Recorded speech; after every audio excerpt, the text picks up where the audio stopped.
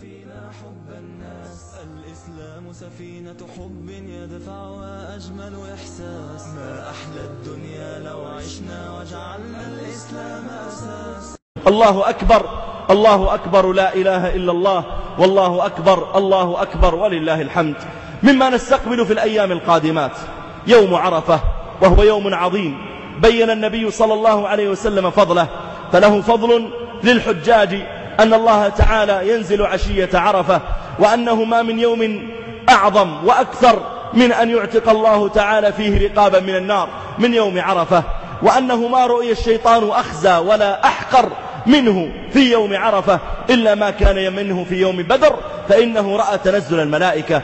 فيوم عرفة يوم عظيم، سواء للحجاج الواقفين في عرفات، الداعين الباكين المتوجهين إلى رب الأرض والسماوات، أو إلى غيرهم ممن لم يتيسر لهم الحج مع إقبال قلوبهم على الحج لكنهم حيل بينهم وبين ذلك. فينبغي أن يعرف لهذا اليوم عظمته، فيستثمره الناس بالإكثار من الدعاء، سواء من الواقفين بعرفات أو من الواقفين بغير عرفات. والنبي صلى الله عليه وسلم يقول: خير الدعاء دعاء يوم عرفة.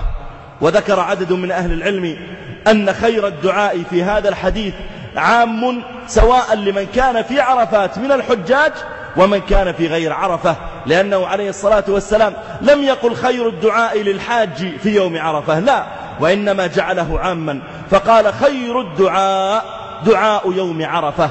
فينبغي أن يحرص الإنسان على أن يدعو حتى لو لم يكن حاجا.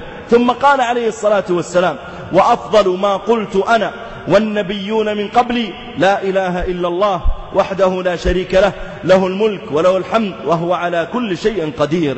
وكان بعض السلف يقولها 5000 مرة و8000 مرة كما ذكر ذلك في سيرهم، فهذا من أفضل ما يقال أيضا سواء في ذلك اليوم أو في غيره.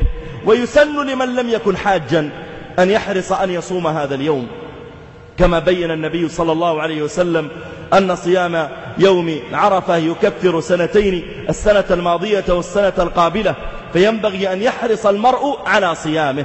ومن كان عليه أو عليها قضاء من أيام رمضان فلا بأس عليه أن يصوم يوم عرفة بنية أنه صيام يوم عرفة، وإن كان عليه قضاء ثم يقضي بعد ذلك.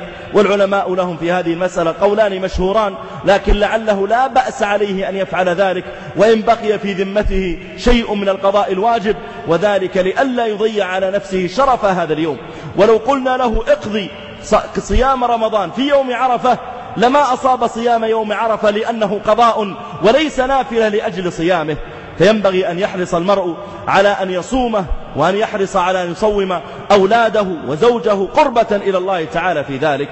نسأل الله سبحانه وتعالى أن يبلغنا مواسم الخيرات ونجعلنا فيها من المتقين الأطهار.